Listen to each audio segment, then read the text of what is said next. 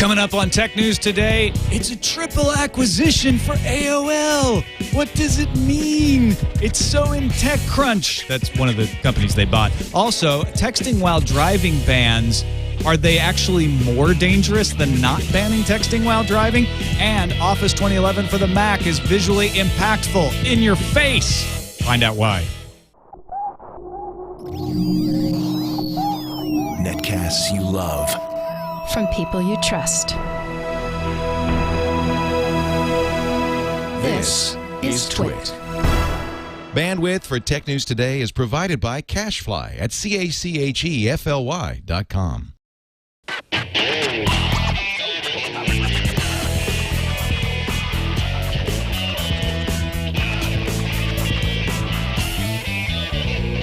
This is Tech News Today for Tuesday, September 28th, 2010. Tech News Today is brought to you by Net at Night. Find out what's happening on the net, not just at night, but 24 hours a day. Leo and Amber and guests bring you all the info you need to be net savvy every Tuesday at 1:30 Pacific at live.twit.tv. Welcome to Tech News Today. I'm Tom Merritt. I'm Becky Worley. And I'm Jason Howell. This is the show where we kick around the tech news of the day, hence the name, and then we tell you what it means, if we know. May I just offer an official welcome to the tall guy behind the board? Thank Glad you. to have you. It's awesome to be here. I really appreciate that. I'm still a little intimidated. This is a fortress behind this desk here. If you've never been here, it's a fortress around your heart. Yeah, it's a fortress close to my heart, and especially now that I work with TWiT. So thank you. You can do it. You can do it. I can do it. Yeah, Jason's first solo TNT mission. You did forecast yesterday, so you got a little bit of a dry run. Yeah, a little bit of a dry run, a little bit of help on both shows, we had tequila, of course, so it was to kind of set a wet everything run up beforehand, and I don't remember anything after the tequila. So yeah, right. Well, today's big news: AOL has bought TechCrunch. In fact, Tim Armstrong, the CEO of AOL, came up on stage at the TechCrunch conference and signed the agreement right there on the stage. Yeah, it was characterized as somewhere between The Apprentice and The Bachelorette. It was kind of awkward as you know, they talked about the deal and tried to pretend like it was happening right there live. But it is big news, and TechCrunch has made a name for themselves. The guesses on valuation, Tom, CNBC says $40 million, Silicon Valley Insider says $25 million, and actually Jason Calacanis said that Michael Arrington told him he would never sell it for less than $40 million. And it could be $25 million cash and then some options earned valuation later because Arrington will be staying on. Now, do you think 5min Media and Thing Labs felt a little snubbed that they didn't get to come up on stage and have their agreements to be signed? Because AOL also bought them. It was a 3-pack for AOL. They're on a massive buying spree. But wait, there's more. It does give you an indication of what AOL's strategy is. As you know, they've bought Weblogs Inc. in the past, and now they're going out to buy TechCrunch. And some people speculate that this is AOL trying to get a little bit of street cred as a media producer in the online space. You buying that? I am, actually. I actually, in a different way than most people mean. I think if AOL's smart, they won't try to refurbish the AOL brand anymore. They should sort of let AOL, the name, fade into the background, like USX for US Steel. It's just a stock ticker symbol, and let these new things that they're buying, like Weblogs Inc. and Engadget, and like TechCrunch, become the company. Because it's exactly what they want to do, which is become a content company, become a web company that really has a lot to offer.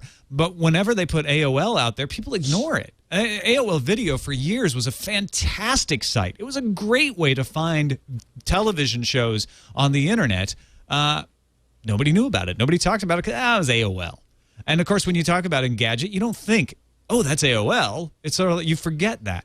And I think that's fine. I think that's what they should do. And I think this is smart for them to be collecting really good brands, really strong brands, and assembling them into a sort of I can't think of the word, but some sort of network. Synergy.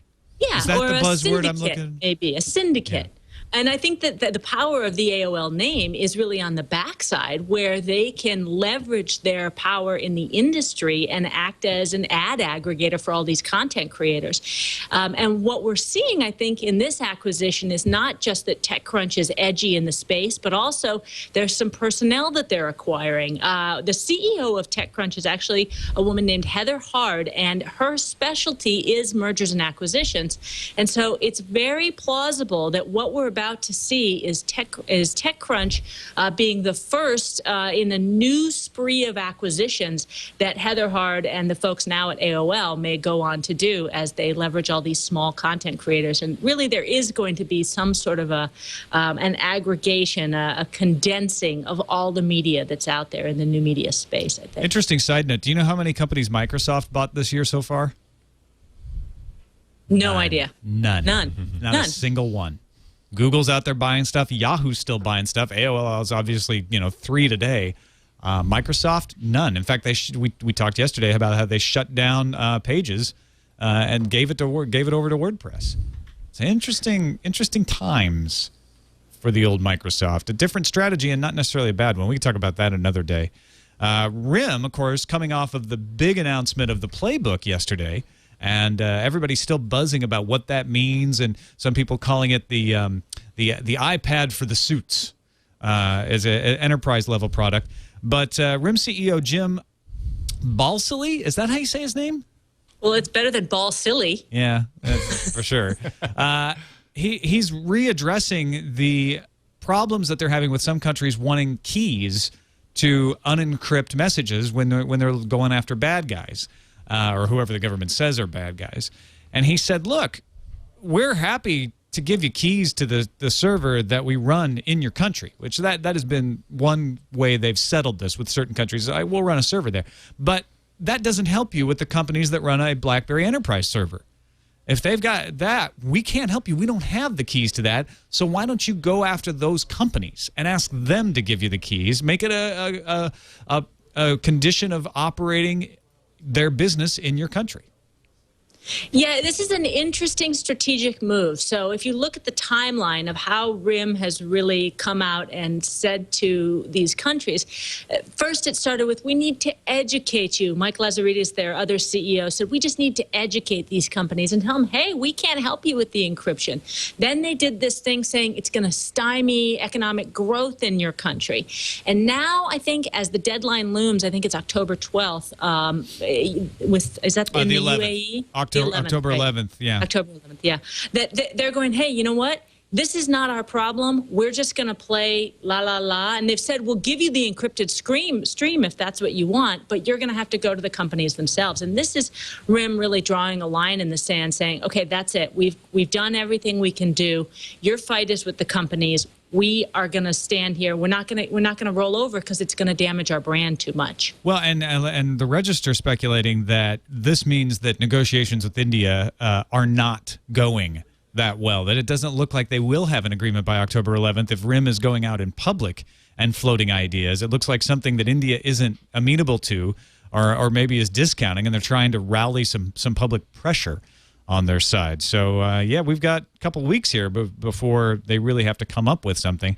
It's not in India's best interest not to come up with something, though. I can't imagine that they would just ban BlackBerry. It'd be horrible and also for the business. It doesn't make sense either, because if you think about it, if they ban BlackBerry, then what happens is companies have to figure out some other way of communicating, and then it's in the country's court to go out and figure out how to get a hold of that data. I think that RIM actually has a good strategy here. They're saying you have to make agreements with each individual company if you want to get that data. And specifically, if you remember in the case that spawned all this, it was from not big corporations that they wanted the data on. It was individual carriers who had like burner BlackBerries that they felt were being used by criminals within the country. So I think this is actually a pretty good strategic move and may end up being the solution. It just may not be ugly and may come to loggerheads before it's resolved. Twitter is trying to resolve their ability to make money. They've been doing that for a while now. And the latest idea that they're putting out is promoted accounts.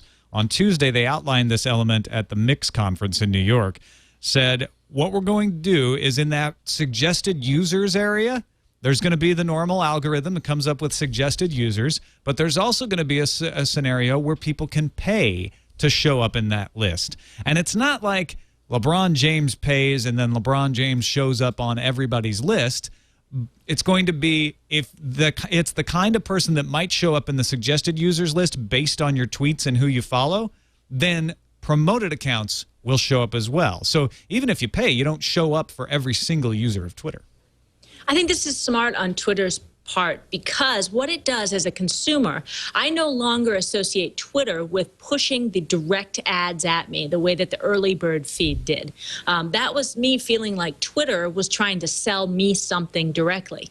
But if they have a promoted user, then it's on the user's sort of tweets that the sell comes eventually to the consumer. This is a way for Twitter to back away from feeling like they're the ones shoving the infomercial down your throat. They're just the ones saying, hey, you could follow this person, and let them shove the infomercial down your throat. They're also getting rid of the early bird account. This is the account that it was another way they were going to try to make money is companies would pay to be tweeted in the early bird Twitter account for deals. Like you'd get discounts on stuff. And they said they tried it as an experiment. They're going to move through these experiments fast, and this one didn't work. So they're killing it. No more early bird. Early bird doesn't get the. It doesn't get. Not only it doesn't get the worming, it doesn't get anything. I thought these were actually a good idea because as sort of a deal follower, the problem with the actual early bird deals that came down, they weren't that good. I mean, if you follow United Airlines and you see one of their, they call them TWiT sales, those things are great prices. They're really short duration and you have to stay on it. That's a good deal. That's worth me following them. But the early bird deals were just sort of meh. Yeah, there were, man. There's a lot of different companies on Twitter doing this right now. So it's kind of like, you know, they're just mixed in there with everybody else. It was hard to see them really making a splash with this. Even when they announced it, I was kind of like, oh, okay, I guess. I understand you want to make money, and this is one way to do it. But it just didn't really gel. I never saw it. I followed the account, and I don't read every single thing in my timeline anymore. I follow too many people. Yeah, exactly. So it just got lost. Absolutely. I never got sucked into it. Agreed. The T-Mobile G2. We've heard rumors. We've seen blurry, ape-like photos, Bigfoot-like accounts of perhaps seeing it for real. But Engadget actually got their hands on it at Best Buy's New York City holiday event. If you recognize it, it's the same body as the HTC Desire Z, which is available in some places. And after months of leaks and blurry shots, they finally got their hands on it. 3.7-inch display, Android 2.2, 4 gigabytes of internal memory, an 800 megahertz Snapdragon processor, and a 5-megapixel cam with a flash. So check out Engadget if you want to see a nice run through of the features from Joanna Stern. Yeah, the keyboard looked pretty sweet. Really nicely separated, raised up keys. The thing that surprised me, though, 5-megapixel camera. I don't know. I kind of expected something a little bit more. The pricing is interesting here. $199 from Best Buy on October 6th. Then from Radio Shack, they're saying it's going to be $149, but they don't have a date on it. So if you want to save the $50, maybe don't go get it right away. Yeah. No Sense UI on the one they showed off there. I don't know if that's a permanent thing or not, but and HTC the G1 didn't have Sense either. I guess that's in the tradition. Maybe they're just keeping it vanilla. Was the G1 an HTC body? G1, was it HTC? Yeah, I believe it was HTC, okay, actually. Yeah, I couldn't remember. Yeah. So, all right. T-Mobile G2. There you go. For T-Mobile fans have been kind of left out of that cavalcade of Android phones for a while. Kindle is putting book samples right on the web with the just announced Kindle for Web, but it's just samples. It's not actually whole books. It's not a Kindle reader on the web, which is what I thought when I first saw these stories this morning, and I got really excited. But it's just samples, which is great for me. Because I've got a book and I want to put samples of it up. So it's kind of a way to get folks to share Kindle books around. More exciting is that Amazon apparently may be launching its own Android app store and possibly an Amazon tablet based on Android. Yeah, that would be a really interesting business strategy. It just goes to show that they have this shotgun approach to how they're going to take tablets, devices, Kindle. They're just kind of throwing everything they got at it and seeing what sticks. And the truth is, the best thing about the whole Kindle world is the syncing. And that can tie any device together. So the question is, how will this app store and a tablet just further their Amazon/Kindle world? Yeah, why does Amazon need to launch its own app store in competition with the Android marketplace? And in competition with Verizon's upcoming Android app store as well. Why does Verizon need to have Yeah, exactly. Everybody seems to be coming out with their own app stores. I wonder, is this good for developers? Are they happy about this? It certainly splinters where they go, where they put their apps up, but it also puts their apps possibly in the eyes of more people. Well, TechCrunch is reporting this via some tipsters. Amazon is preparing to launch an app store with a split of revenue for developers greater of 70% of the purchase price or 20% of the list price. It's designed to prevent you from undercutting pricing with other services. There'd be a $99 fee to gain entry. That's all the rumor from TechCrunch. I still just don't understand. There's got to be. I think there's some piece of this that makes it sound sillier than it is. That there's some part of this that is going to make it make more sense later. It's either a specialized app store or it's some sort of app Kindle device. You know how they have the Scrabble app now on the Amazon Kindle? Maybe there's going to be a new Kindle device that's based on Android that's a tablet, and they're going to have a store just for those kinds of things, and it's still meant to be an e-reader. I still think there's another shoe to drop, is what I'm saying. Mm-hmm. Do you have a shoe that you would like to drop now? Also, a study out says that devs are betting big on Android over Apple's iOS. A majority of mobile application developers are working on iOS, but out of those surveyed by Accelerator and IDC, 59% said that Android had the best long-term outlook compared to just 35% who pegged Apple's iOS with that label. So there's a lot of numbers to parse in this, but Android's long-range outlook is kind of at odds with current opportunities with iOS. And in other words, what developers seem to be saying is, I'm going to make iOS apps right now because I think I have an easy way to make some money. But I'm long-term going to keep developing in a way that allows me to cross-publish to Android because that's where I think all the money is going to come. And it's not hurting them to do that, right? When you're talking about JavaScript, HTML, CSS, these are, they're cross-platform ways, so you might as well throw them in both of the app stores if that's the case. Yeah, another interesting stat here. Android tablets still lag behind the iPad. The Accelerator ID survey had them very interested in developing for Apple's tablet at 84%. So not so interested in the iPhone, but definitely interested in the iPad. Mm-hmm. But they're not interested in anything else. I mean, the news here is it is Android or iOS. The survey said 15% said they're very interested in Palm's WebOS. 14% answered the same for RIM's BlackBerry. Now, keep in mind, this survey was done before the RIM Developer Conference yesterday, where RIM came out with a whole bunch of new tools and a new set of intriguing opportunities that brought the BlackBerry App World store at least back into competition with the way revenue is split and the kinds of advertising you can do and in-game purchases and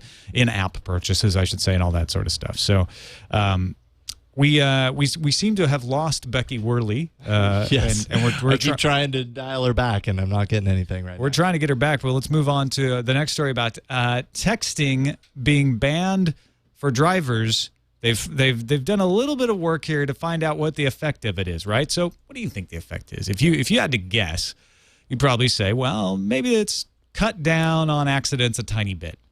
Maybe it's cut down on a bunch.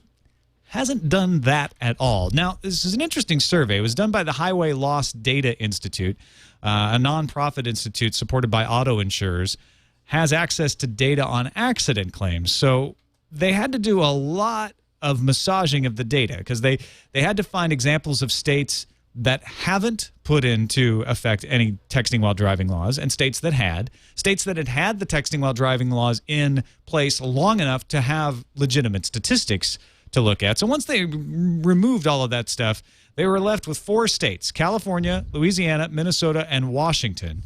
And when they compared those to similar states, for instance, they compared Washington to Idaho, which doesn't have a texting while driving law. They found that there was virtually no change. And in fact, where there was a change, the change seemed to be that there were more accidents in states that had banned texting while driving. Yeah, exactly. Because people are, dogs gonna hunt. People are gonna still try to text, and now that it's illegal, they'll just do it out of the sight of other drivers and policemen, which basically means they're looking straight down to text, and that's pretty dangerous. Yeah, exactly. Well, that's a theory. No, there's nothing in the actual study to support that. That's just one. A lot of times you throw in possible explanations, and that could be one. It does sort of make sense.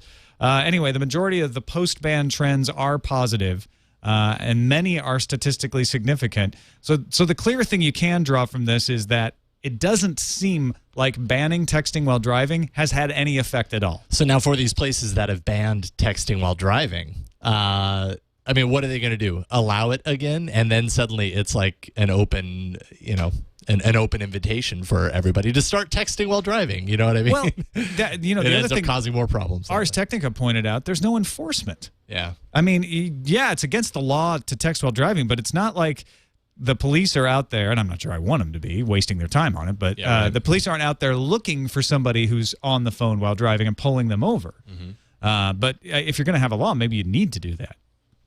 Anyway, Pete C. points out states without laws don't keep good stats on distracted driving. That was factored into the study. The study actually said, look, we've got the data on how many accidents there are from the insurance commission, so we're able to factor that out. We don't care about that. We're looking at the effects, right? We don't have to find out if there was distracted driving or not. We can factor out trends. We can factor out other changes, and we can see, was there an increase or a decrease in the amount of accidents? So it's a very well done study. Check out the Ars Technica link if you've got questions about how it was created. And Ars Technica is very good to point out that this isn't something that shows you that texting while driving is in fact more dangerous. That's overstating it. Mm-hmm. But it does seem to indicate that it doesn't really do anything, which with no enforcement, that's kind of what you'd expect. Right. All right. Well, Jason, since Becky's not here, do you mind playing her role in the news fuse? Not at all. Right. Let's do this. This is like first day, all the challenges right on the table at once. So let's do it. Light that fuse. Oh, whoops. All right, that didn't work. We'll just go back and forth. Roku confirmed today they're partnering with Hulu. The Hulu Plus channel on all Roku players will be available later this fall for no additional fees beyond the Hulu Plus subscription of $9.99 per month. That's a major coup for Roku. You can now get the majority of shows and movies available on the net through Amazon, Netflix, Hulu, and Mediafly, plus live sports. Roku may very well be close to the box now. Mm-hmm. It's a nice box.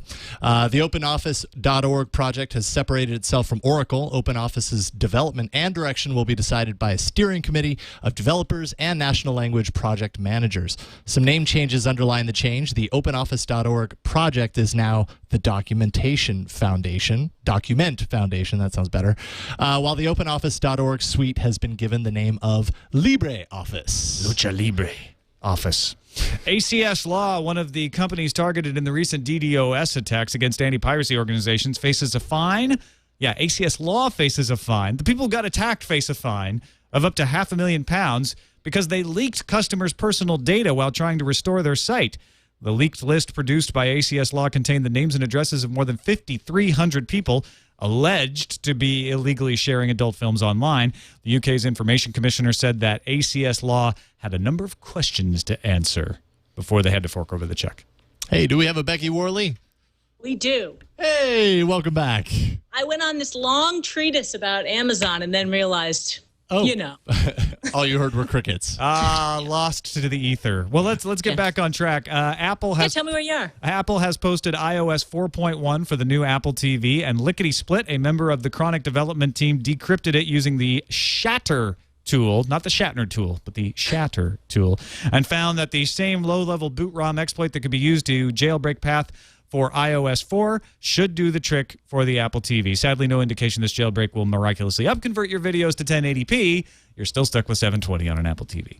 Aw. TechCrunch reporting that the Google Voice app for iPhone has finally been approved. Now, please note that the app was never denied. Oh, no, Apple just claimed that it needed further study. Well, the study appears to be over, and as soon as Google has revamped it for iPhone 4 and multitasking, well, then fans should finally get the official app. Now, other third-party Google Voice apps have already been approved in recent weeks, so we wait with bated breath. Or you use one of the third-party apps. There's trouble in WikiLeaks land, wherever that is. Wired is reporting that at least 6 members of the organization have resigned, including Daniel Domscheitberg, the spokesman for WikiLeaks in Germany. The article cites discontent with founder Julian Assange's decision to publish another 342,000 documents related to the Iraq War that the staff say they cannot properly redact in time for Assange's October release deadline.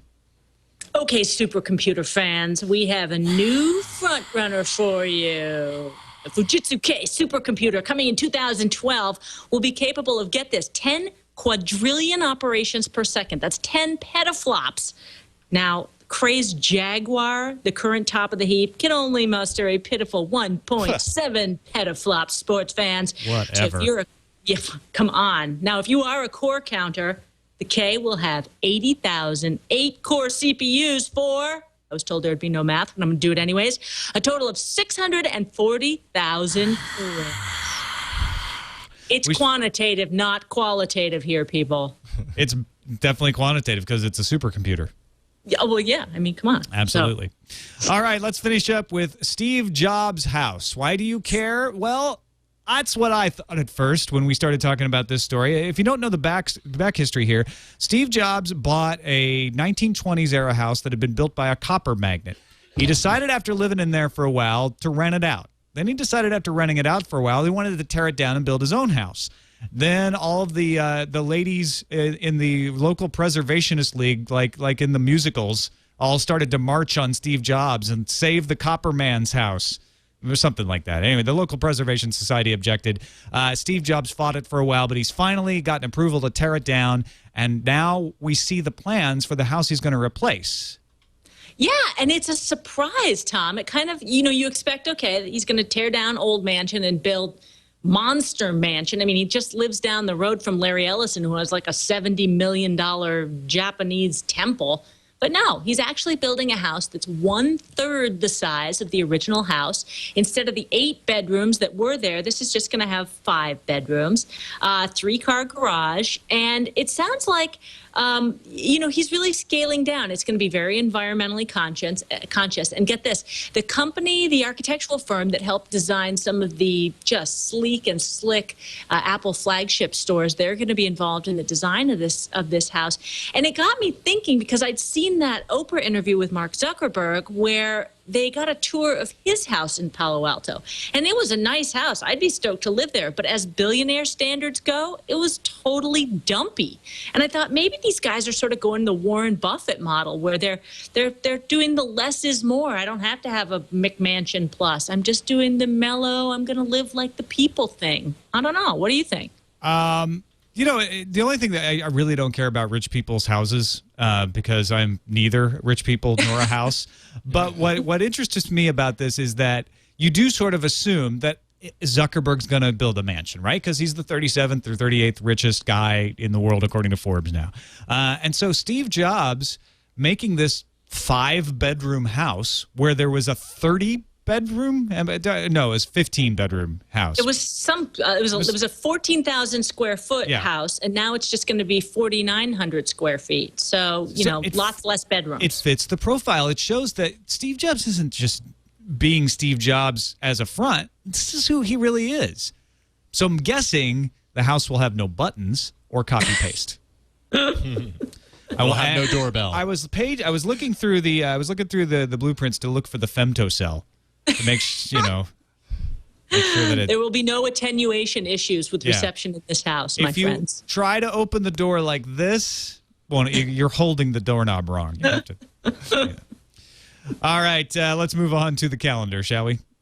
Yeah, Microsoft and some Apple news here. Microsoft's going to hug the Apple fanboys on October 26th. Office 2011 for Mac coming out at the end of October. You can pre-order it today on Amazon. It's just 2 years after Windows got the big update. So in their description of what's going to be new here, one thing that they called out, they said it was going to be visually impactful, which kind of sounds painful. But they also said full screen view, which has 2 views, one optimized for writing and the other for reading, kind of like the new Twitter layout maybe, allowing you to block out the distractions and focus on putting your ideas onto the paper. Visual in the face.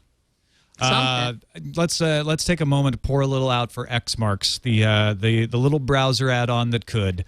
I used it for years. It used to be called Foxmarks, and it would sync your bookmarks. And then when it became Xmarks, it would sync other things. And I believe it fell victim to Chrome and Mozilla Weave, which became Mozilla Sync.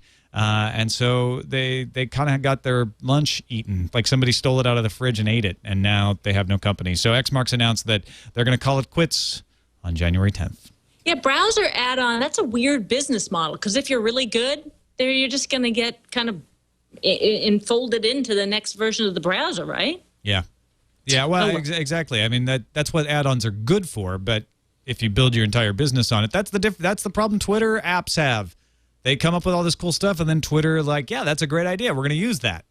Then where are they? Note to self, don't go into that business. The U.S. Department of Homeland Security gearing up for its 3rd cyberstorm exercises this week. Now, we've seen these before. They simulate cyber attacks on infrastructure, on critical government IT networks, usually federal and state governments, and especially things like banking, defense, energy, and transportation. Those are sectors that they're really looking at and trying to exploit.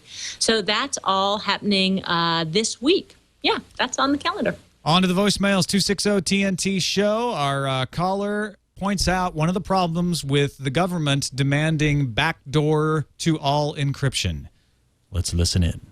Hey, TNT show. One comment about the forced encryption backdoor. Everyone's talking about the issue in terms of the government and other organizations and how it's pointless, like DRM. Yet no one mentioned a backdoor is a door. Anyone can use a door if they know how to use it. It's essentially mandating for all encryption to be broken fundamentally in predictable and likely static ways. I mean, they could say, for example, it could only work if requested by a given IP address set, but then, one, you'd give bad guys a blacklist to avoid and, otherwise screw with, and 2, you'd give a man in the middle something to spoof. Sure, you can always sue or press charges to people who break your connection, but we all know how effective that is, if you even find out who it was. Anyway, thanks for taking the call. A couple other people emailed in with that same thing. Like, the reason we actually passed a law that said the government won't put backdoor into encryption is there were extensive studies done in the 90s that said, if you do this, the bad guys win. If you make encryption criminal, only criminals will have encryption. Well, it's not even just that. If you break encryption, which is what putting a backdoor is, it gives all the bad guys a way to break encryption for everyone. You've now opened a door. That's what our caller pointed out. You think that the bad guys won't figure out how to get in that door? Yes, they will. So you've actually made the world less secure if you do something like this. Yeah. I mean, this is just a big quagmire as far as I can see it. And it's not just, the U.S. and all these, it plays on the RIM issue. It plays on all of these issues. So, yeah, I'm glad I don't have to settle that one. The biggest problem here is we already went through this. We already went through this entire debate. There was a big study done. They figured out how to convince Congress at the time in the 90s that trying to put a backdoor encryption will only break encryption and make everyone less secure. Right. And it's not helpful. They also pointed, there was another study I read today that pointed out that the FBI had one situation where they ran into encryption that they couldn't break, and they ended up prosecuting the case anyway. FBI says they've got new stats on that, but the fact of the matter is there doesn't seem to be a compelling reason to put a backdoor into encryption, except that it might be helpful, and there is a huge stack of reasons why you shouldn't put backdoor into encryption. Tom, on the new guy's first day, can you just put him to work? Can you let him do some of the heavy lifting around slacker, here? Right? Hey, I already read something on the show. Well, he did sort of fill in for you when you're connection took a crap. So Yeah, that's right. give him Get some him to props. work, cracking the whip. Booyah. All right, I'll take the first email. This is from Micah or Mika. Hey, TNT, I wanted to throw my 2 cents in about Suddenlink Cable. The fact that they have decided to implement their own 3 strikes policy does not surprise me. This is a company that is stuck in the 90s. Their website is awful, and you cannot order any of their services online, nor find out prices easily. You have to call, work your way through a phone tree, and then talk to an operator just to try and get a price for cable and or internet. My in-laws use them as their ISPs and have received multiple warnings about downloading movies. They have an open Wi-Fi access point, which may be the problem there. And I'm pretty sure somebody was leeching off their Wi-Fi. I live in a small town 25 miles east of Dallas, Texas, where the only 2 choices for internet are Suddenlink or DSL with AT&T. Could you imagine if they got cut off just for not knowing to secure the router out of the box?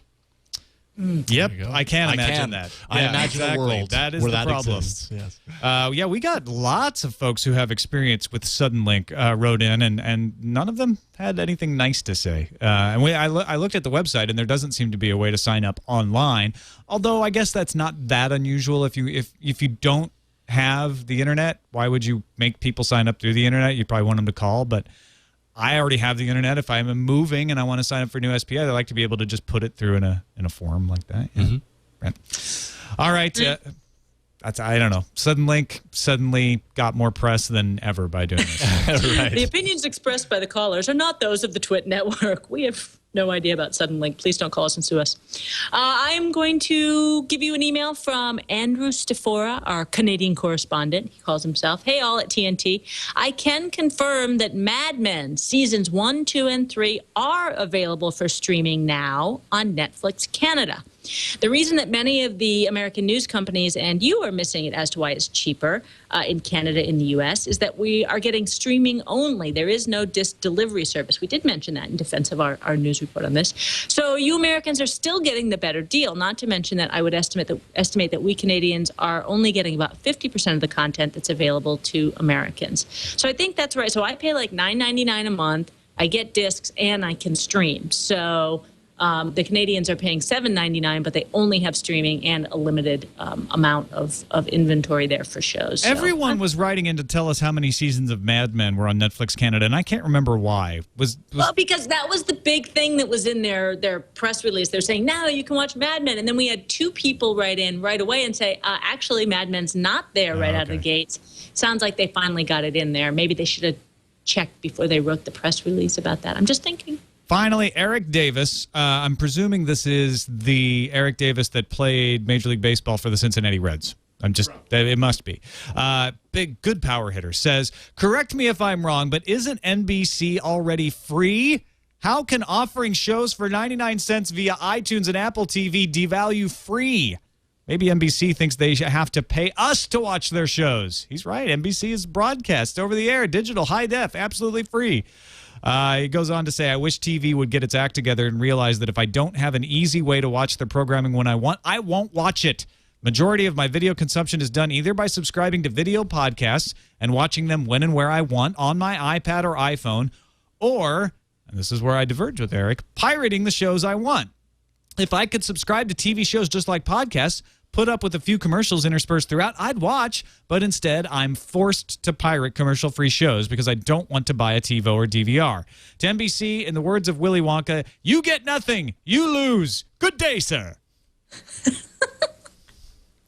He feels very strongly. Now, he doesn't want to buy a DVR because he wants to play these on his iPad. That's his preferred way, and so I get that. It's still Slingbox. It's still, you aren't being forced to pirate. You could just not watch.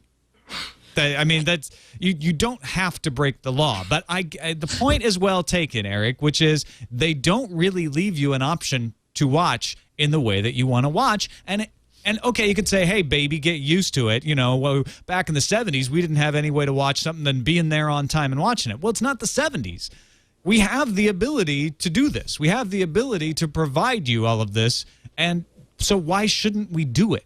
And we will. It's just getting all this licensing figured out. And I think, you know, as consumers evaluate whether they're going to cut the cord or not on cable and on, you know, TV in general and how they're going to save money on TV, I think there are very few individual shows or networks that will keep someone paying. I mean, maybe the one exception would be sports. I think that people really want to watch live sports. So maybe they have the leverage. But other than that, NBC is definitely missing the boat. They have to get with all the different forms. Again, going back to the Amazon model, it's just fine. Take the shotgun out and put the programming out with different advertising models, with different revenue models, and see what sticks. We are in a very, very transitional landscape, and NBC has a challenge, just like every other network, to stay relevant with all viewers, and this is missing it. Also, many people in the chat room are saying, like, I move stuff off my DVR onto my iPhone or my iPad all the time. And yes, it can be done. It's not easily done. It's not set up to do it. So, you get to a point where you're like, well, how much do you want to whine about this? It's not built in for you to drag and drop your shows off your DVR, which is what he means. I think he's got a fair point to that. I don't think it's an excuse for piracy, but it is something that the broadcast networks have to pay attention to. And it's not always legal to do that either, right? To move the You may be media, breaking some kind of encryption to do that. You're right. You may be breaking a terms of service. Right. That's a good point. All right. Well, do we need to do anything else to make Jason's first time behind the board harder before we quit? I don't know. Can anybody reach around over there and give him a wedgie real quick? No Yeah, no Alex, wedgies for me. Could you- That would Okay, really never mind. distract me right No, now, no. and I've got outro music to play. Okay. All Just right. get on with that business. Well, you rolled with the punches very well. Thanks, Jason. Thank you. right, Looking forward to tomorrow, where I won't mess up nearly as many things. Of course, you can find us at the web. You go to Hypertext Transport Protocol, twit.tv/TNT. Don't forget the colon and the slashes. And you can email us in your electronic mail program. We prefer Pine, but use whichever one you want. TNT@twit.tv. And on your rotary dial phone, give us a call, 260-TNT-SHOW. It's actually, no, it's a 0. If you've been trying and it hasn't been working, that would be why. We'll see you tomorrow.